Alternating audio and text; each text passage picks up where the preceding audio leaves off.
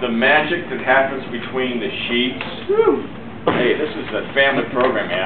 I don't know if anyone will let you up here. Wow. Anyway, how we mistakenly focus on quality over quantity, and why quality is actually more important than the two. Speech has some rules which have dramatically improved my overall well-being by Andrew Bair. I gotta we gotta see what Andrew has to say here. What is this, 2 or 3? Adam, 3. All right. Please welcome Adam Bair. Thank you.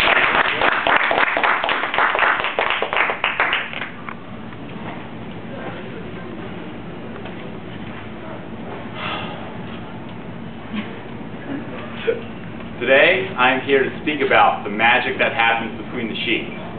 However, I'm not speaking about what the majority of you are probably thinking. If you are thinking about that right now, you need to get your mind out the gutter. I'm referring to quality sleep. It's funny, ever since we're young, we always hear about 8 hours. Got to get your 8 hours of sleep.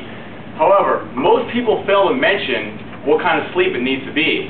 Maybe as Americans, we're inherently more focused on the quantity of things over the quality. Just look at the food industry over the last 20 years as an example.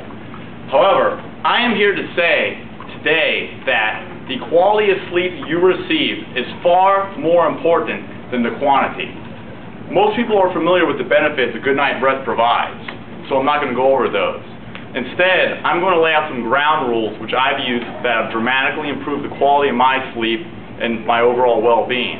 The great thing about these is you can go ahead and implement these tonight and see the positive effects for yourself tomorrow morning. However, before we get to the conditions and rules you need to implement to improve the quality of your sleep, we must discuss what quality sleep actually is. First off, we all have an internal clock inside of us which controls the time we wake and the time we sleep. This is known as our circadian rhythm. This also is important because it controls the body temperature, which your body temperature, when it drops, it induces drowsiness and you seek rest.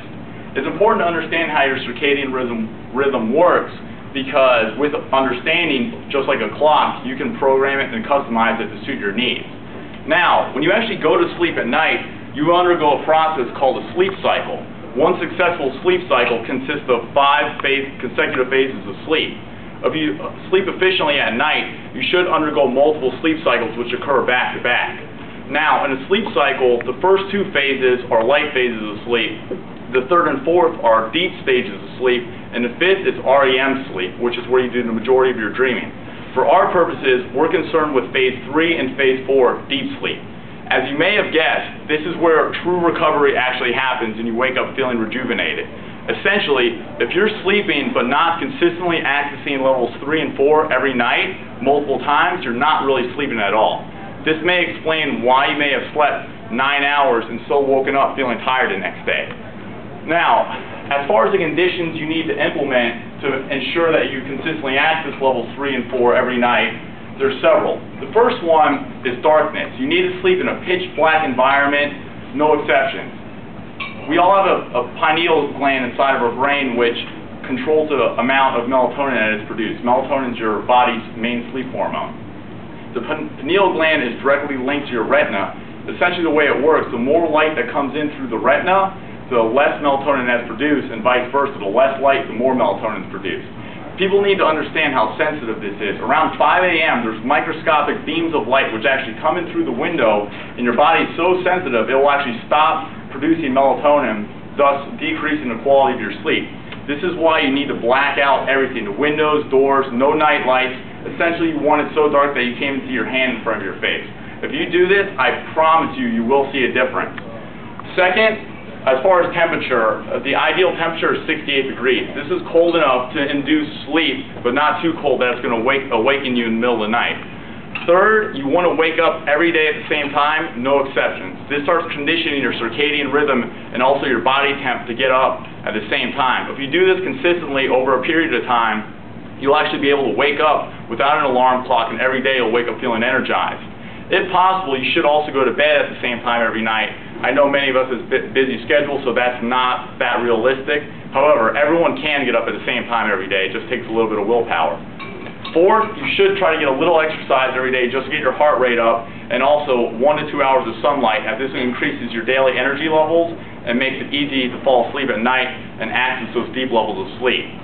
5, not most importantly, but this is also very important, you need to drink plenty of water. Most people just naturally are dehydrated, and when you sleep, your body has all types of functions it tries to perform, which requires a lot of water. One of the main ones is the digestive process, and essentially, if you're not requiring enough water, your body will not be able to ease into those deep levels of sleep. I compare this to trying to run an 8-hour marathon on no fluids. It's something you want to do to yourself, so why do this to your body at night? Finally, some quick do's and don'ts.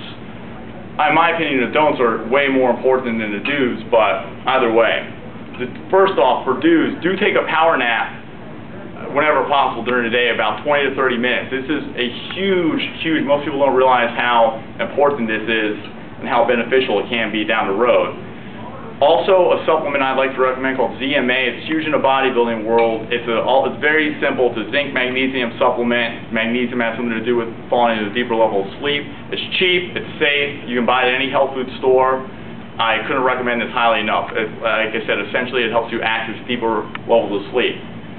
Third, you want to expose your retina to natural sunlight immediately upon awakening. This will start conditioning your body to get up around the same time, and it will immediately cut off the melatonin that's being produced, so you won't have that drowsy feeling when you wake up.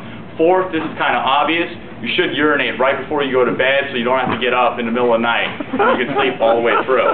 Now, the don'ts. These are important. Number 1, do not sleep with the TV on. I cannot tell you when my friends do this. It is the most, it's just horrendous. One, what we just discussed about the lights and decreasing your quality of sleep. It's just so many bad things. 2, don't drink alcohol or caffeine before you go to bed. Even though one's a stimulant, the other's a depressant, they both prevent you from accessing those deep levels of sleep, so you will wake up feeling tired. 3, do not take sleeping pills, whether they're prescription or over the counter. I promise you they will do you a world of bad in the long run. If you don't believe me, just go online, do the research.